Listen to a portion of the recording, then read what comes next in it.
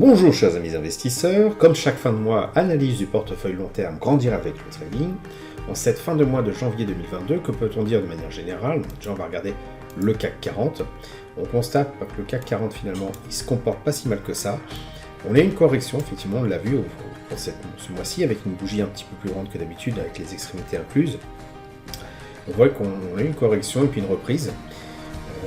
Mais on est quand même au-dessus du moyen mobile 10 périodes croissantes, c'est croissante en vert sur cette moyenne mobile 10 périodes mensuelle, donc ça laisse à penser que l'élan est toujours haussier, toujours là, donc il n'y a pas lieu de psychoter, même si c'est vrai que sur le Nasdaq, on a quand même pas mal dévissé, perdu parfois jusqu'à plus de 10%. Il se trouve que le CAC 40 pour l'instant lui se comporte pas trop mal. Donc on va regarder la répartition du portefeuille, 30% actions, 55% obligations, et le reste en matière première. Donc commençons déjà par les actions.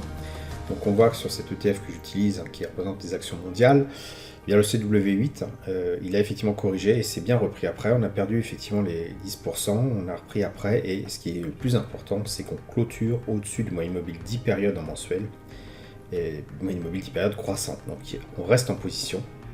Il n'y a pas lieu de sortir. Éventuellement, si vous n'êtes pas servi, vous pouvez encore ajouter au pot, même si ça me paraît effectivement un peu haussier depuis un peu trop longtemps, mais quoi qu'il en soit, on applique la stratégie du koala.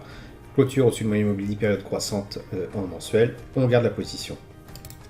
Concernant les obligations, c'est un tout autre phénomène, on avait déjà vu ça, les analyses précédentes, les quelques mois qui ont précédé.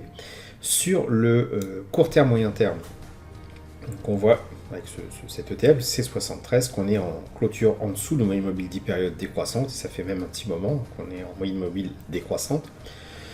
Donc on rentre pas en position, c'est pas le moment, et puis on reste en dehors du marché tant que on n'a pas retrouvé un peu le poil de la bête sur ces obligations court terme, moyen terme, même topo sur le long terme avec une clôture en dessous de moyenne mobile 10 périodes décroissante, exactement le même principe, pas grand chose d'autre à rajouter. Vous allez me dire, bon, rester cash, parce que c'est le cas, on reste cash quand c'est comme ça, c'est un peu risqué en cette période d'inflation, et c'est pour ça qu'il y a des matières premières qui viennent un peu rééquilibrer tout ça. Donc on va regarder ça tout de suite. Hop, donc matières premières, c'est quoi ça? Hop, ça part.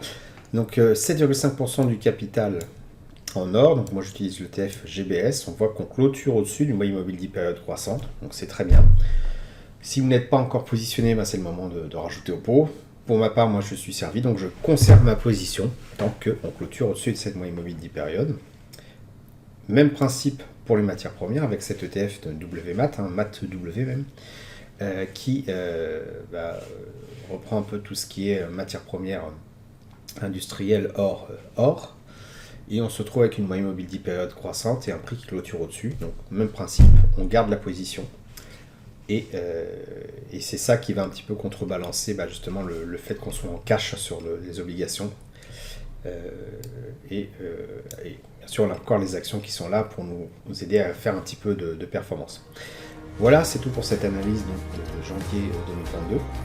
Si vous avez apprécié cette vidéo, je vous invite à laisser un pouce pour m'encourager à continuer. Abonnez-vous à la chaîne YouTube et activez les notifications pour ne rater aucune nouvelle publication. Je vous dis merci et à bientôt sur le blog.